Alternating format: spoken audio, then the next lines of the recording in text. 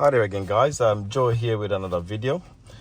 Today I'm working on a Kia Sorento. It's on a 25 plate, and we're going to be replacing the battery for the telematics unit. I think they call it e-call battery.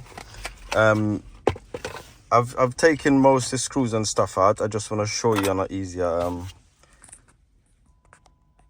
basis where we're gonna need to remove this. I've unclipped it already. Couple screws. It's not that difficult. It looks difficult to start, but it's not. So we need to remove this. I've unloosened it a little bit already, but it's a little tight. But once you get it something underneath, it will come off. So this will already unclip. So I get that out of the way. This trim over here, the same thing. I've unclipped it already, so it's much easier to come off, rather than showing you boringly with everything. There's a couple of screws that I removed, one from here just to get a little bit more access, and there's gonna be one there on the other side of the radio, and at the back of it there's another little trim that you need to remove. Right at the back there's two more screws. Once those are done, then you can just pull on it. The whole radio will come out, just the top section of it with the screen. All you do, just rest that up there, that's fine. This panel here for the air conditioning system, there's two screws at the top and there's just clips. So if you pull on it, I already removed the screws,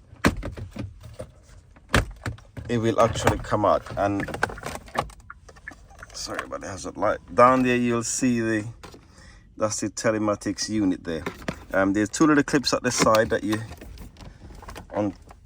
unclip, and the door will actually open. It doesn't open wide, but what I found, if you unhinge just undo the hinge at the corner there and take the door off, then you can actually get to the battery much easier rather than trying to open it, because it touches against a little bit down the bottom there. So yeah, that's where the battery is located for the telematics unit.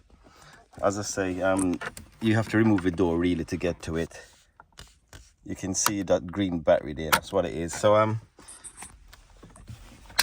it's not too much of a hard job, and you just put everything back in reverse order.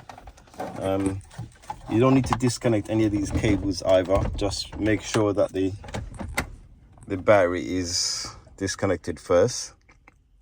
I'll just quickly push these back in. But I hope you enjoy the video, and I hope this helps someone out there. So I'll just install this back in reverse order, and I'll catch you in the next video. And remember, please, to like the video, share it and subscribe it. Thank you.